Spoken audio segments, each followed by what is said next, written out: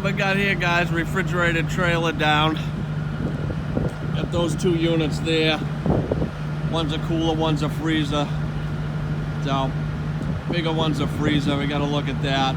It's running warm. They say there's a fan out or something. These don't move. These trailers are here for storage, so they don't have a regular transport unit on them. They're set up like walk-ins, basically, with a regular refrigeration unit. So we're gonna go in, take a look, see what's going on. What's up, guys?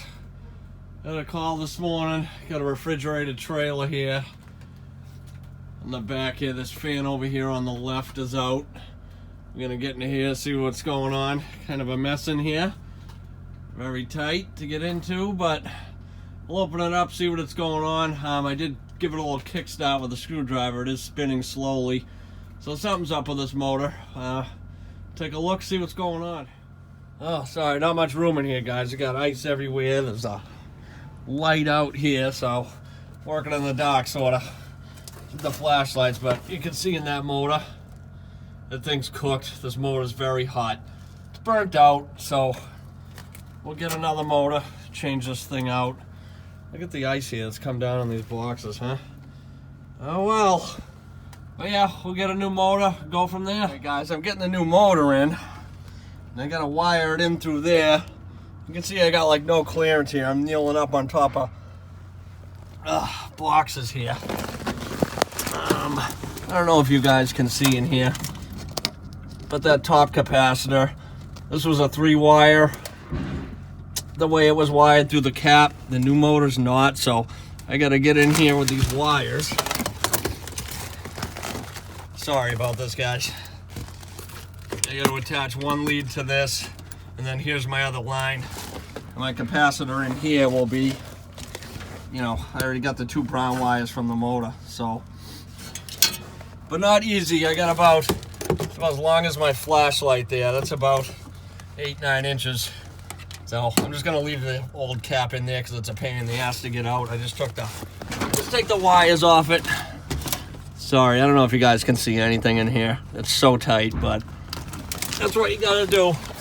Some of these are a pain like that because this one's wired a little different, but either way, even if I got the exact motor that was wired with a 3-wire, I would still have to get in there and change that cap out and everything. So our motor's in, guys. We're gonna fire it up, make sure everything works. After I knocked this ice away, I realized, see right here, that this bolt and nut was missing right there for the bracket. You know, you got 4. That was missing, so I had to put a new nut and bolt in that as well. This thing was kind of wobbling around, so that's no good.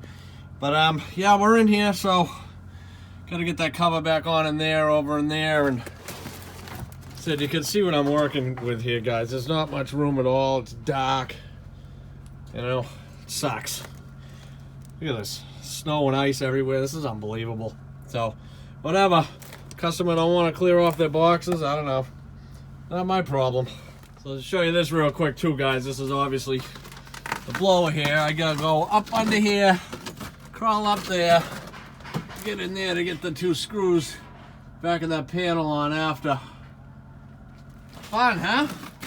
This is why I say sometimes, glad I'm skinny, because you know the customers are moving all this stuff out of here. Or any of this for that matter, so sometimes you gotta crawl into tight spaces and do what we gotta do. All part of the business here, boys. Here we are, boys. All up and running. There we are. So, not bad of a little call, but a very, very difficult spot to work in. Alright guys, what's going on? So, just wanted to show you that. I mean, it was nothing major, it was just a bad motor or whatever, but I wanted to just show you because it's something a little different, you know. It's basically set up like a walk-in. It's just an old trailer, but the old, you know, transport units were taken off those many years ago. Those things are so old, the pieces of junk, but the customer doesn't want to put new equipment in. This particular place likes to run their stuff into the ground and never replace their equipment. You should see some of their other walk-ins. It's brutal. It's so bad, but it is what it is. I don't do the transport units. I know a couple other guys that do them. There's not many guys that do that end of the business. That's a specialty as well in this business, and a lot of them are diesel powered that run the compressors, so you got to be a diesel mechanic as well. So that's totally another aspect of people are thinking of getting into, and another part of this business that not many people do. So but like I said, you can see those wires in there. It was wired different. The new motor was the 4 wires with the two brown wires for the cap and your 2 power leads, where the other one was the 3 wires where you have to tap off and run through a capacitor to feed the motor and everything. So I would have showed you guys a little more how to wire that with 2 different ways to wire them, but I couldn't, because you can see with the room in there, I could barely get in there, and all that ice and frost that were in there. God, I don't think those boxes have been moved out of there in forever. And what I believe causes that, especially in this one and anywhere really, these customers, they always stack their boxes too high. You got to tell your customers, do not block the fans. Don't even have them come up to the bottom of the evaporator. You need that airflow, or it screws everything up. But also on that one, the defrost, those heaters crank on that thing, and they, you know, the steam and the heat come right off that, and it gets on those boxes and creates condensation and creates that ice and frost, you know. And whatever, they want that all over their boxes. Like I'm saying, it's not my problem, you know what I mean? It's not our job to clean off their boxes. That's their job. So whatever, we're there to fix it. So, but yeah, the box stacking in any case, guys, you can't have that stuff in front of airflow, or it screws everything up. I've told this particular place time and time again to move those boxes and not stack them high, because the air won't get to like all the way down to the end of that trailer. But they don't want to listen, so it is what it is. But you know, I'm glad to get something up for you guys. It's slow. February and March are our slowest months historically of the year.